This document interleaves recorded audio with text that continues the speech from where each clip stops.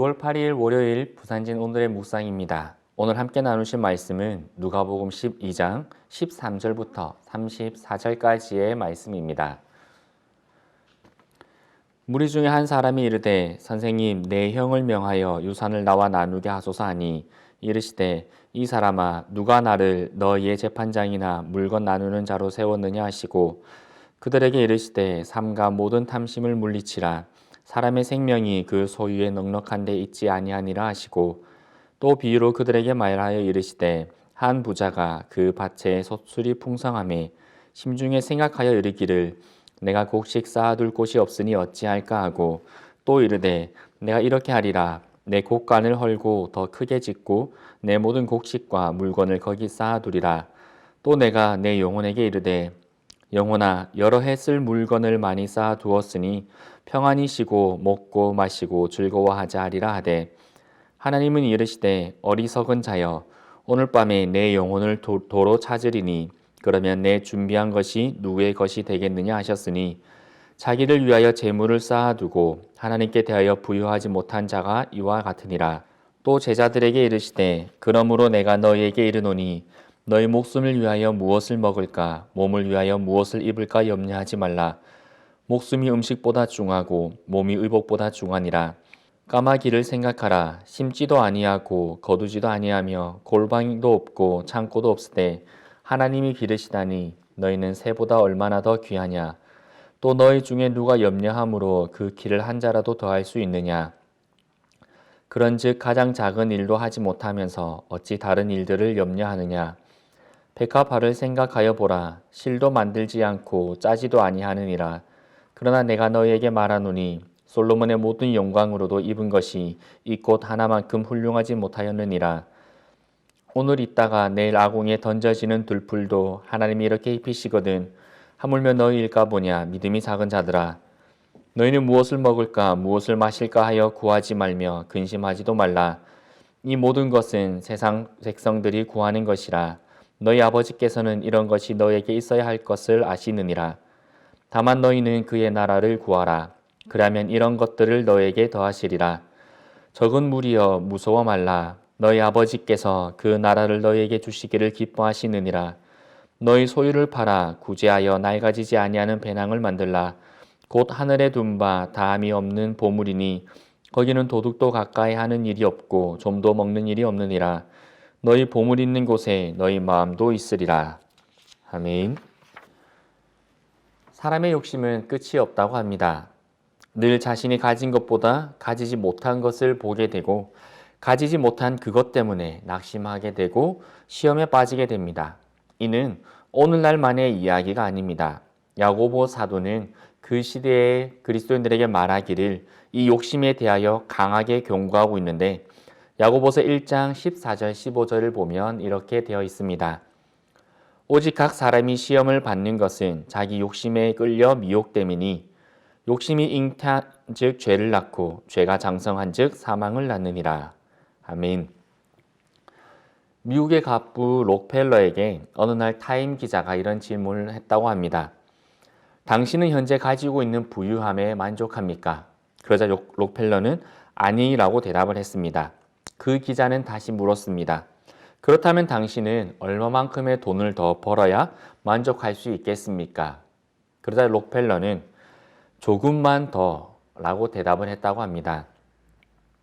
인류의 원죄가 되었던 아담과 하와 역시 자신들의 욕심을 이기지 못하고 선악을 알게 하는 나무의 열매를 먹었습니다. 이렇듯 욕심은 인간의 욕망 깊은 곳에 자리 잡고 있습니다. 그리고 욕심은 우리로 하여금 하나님을 향한 초점을 흐리게 만듭니다. 예수님께서는 오늘 말씀을 통해 그리스도인들이 무엇에 초점을 맞추고 살아가야 하는지에 대해서 말씀해 주십니다. 첫째로는 가치에 초점을 맞추어라 라고 하십니다. 우리의 삶의 시간을 두 가지로 나눈다면 지나가는 것과 영원한 것으로 나누어 볼 수 있습니다. 지나가는 것은 우리가 이 땅에서 살아가는 시간들이며 영원한 것은 이 땅을 떠나 하나님 나라에 들어가서 하나님과 영원히 살게 될 그러한 때입니다. 예수님께서는 어리석은 부자의 비유를 통해 결국 지나가 버릴 그 땅의 것들을 위해서 살아가지 말고 영원한 삶을 살아갈 하나님 나라에 더 큰 가치를 두고 살아야 한다라고 말씀해 주십니다. 이는 이 땅의 소유 자체를 부정하는 것이 아닙니다. 이 땅의 것을 소유하기 위해 영원한 것을 잃지 말라는 것입니다. 무엇이 더 소중하고 무엇이 더 가치 있는지에 대해서 말씀해 주시는 것입니다. 지금 우리는 무엇에 더 가치를 두고 살아가고 있는지 한번 되돌아보기를 원합니다. 둘째로는 하나님의 선하심에 초점을 맞추라 라고 말씀하십니다.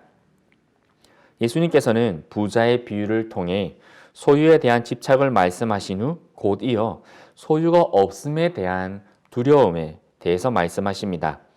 어떤 사람이 목숨을 위해서 무엇을 먹을지 염려하고 몸을 위하여 무엇을 입을지 염려하게 될까요? 바로 넉넉하게 소유하지 못한 사람들입니다.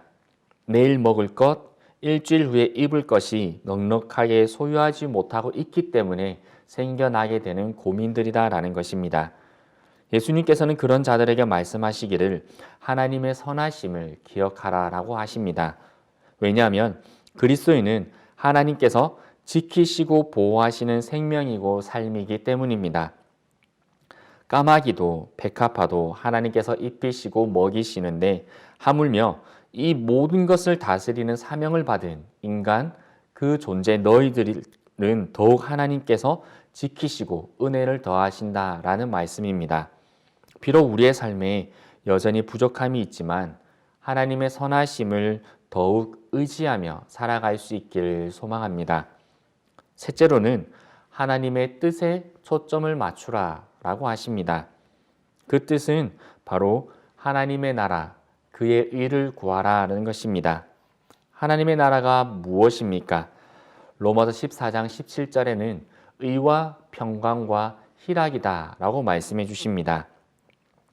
하나님을 사랑하고 이웃을 사랑하는 그것을 바르게 이루어지는 것이 바로 하나님의 나라입니다. 어떤 사람이 하나님의 뜻에 따라 살아갈 수가 있을까요? 바로 참된 가치를 알고 하나님의 선하심을 의지하며 살아가는 자가 하나님의 뜻을 따라 살아갈 수가 있습니다. 이를 가장 분명하게 아셨던 예수님께서는 참된 가치를 위해 하나님의 선하심을 의지하여 십자가에서 우리의 죄를 위해 죽으셨습니다. 그리고 선하신 하나님께서는 예수 그리스도를 3일 만에 부활시키셨으며 모든 무릎을 그 앞에 꿇게 하셨습니다. 예수님께서는 그분을 믿고 따르는 그리스도인들 역시 하나님의 뜻에 초점을 맞추고 살아야 한다라고 말씀하십니다. 지금 우리는 무엇에 초점을 맞추고 살아가고 있습니까? 오늘날 우리는 경제적으로 힘든 시간을 보내고 있습니다. 넉넉하지 못하고 앞으로 다가올 경제적인 위기 앞에 서 있습니다.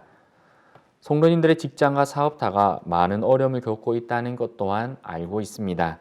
그래서 하나님의 선하심에 초점을 맞추고 살아야 한다라고 전하는 이 말씀이 그리고 하나님 우리의 삶에 일어나는 것들을 염려하지 말라라고 드려지는 이 말씀이 그리 가볍지만은 않습니다.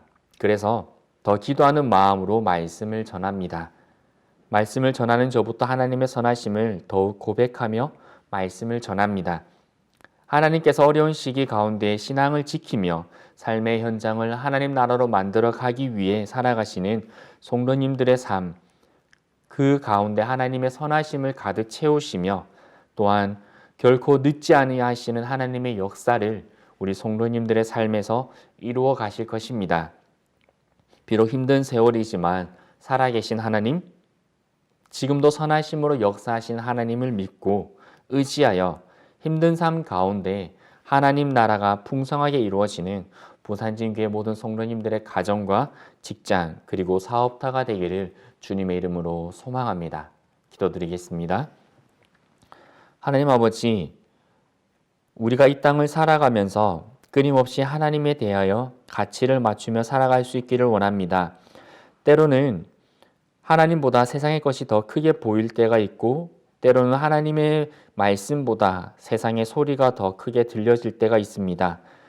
하나님, 너무나 현실적이고 너무나 눈앞에 가까이 와 있기에 그것이 더욱더 커 보이는 것이라 알고 있습니다. 하나님, 그렇기에 우리가 더욱더 하나님께 대하여 무엇에 가치를 두고 살아가야 되는지 한 번 더 생각할 수 있도록 해주시고, 또한 우리를 언제나 붙드시고 지키시며 눈동자같이 보호하시는 그 하나님의 선하심을 한 번 더 기억할 수 있는 오늘 하루가 되게 하여 주옵소서. 그리하여서 그 하나님에 대한 우리의 믿음으로, 그 신앙으로 오늘 하루 우리의 삶에서 하나님의 나라를 의와 평강과 희락을 이루어가는 우리의 삶이 될 수 있도록 성령님이여 도와주옵소서. 오늘 하루 온전히 하나님을 의지하며 예수 그리스도 이름으로 기도드리옵나이다. 아멘.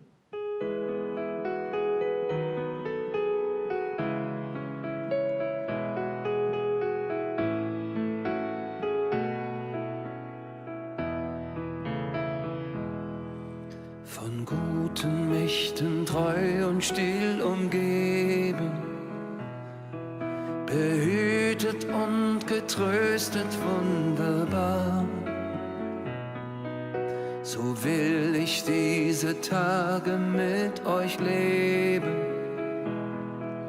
und mit euch gehen in ein neues Jahr.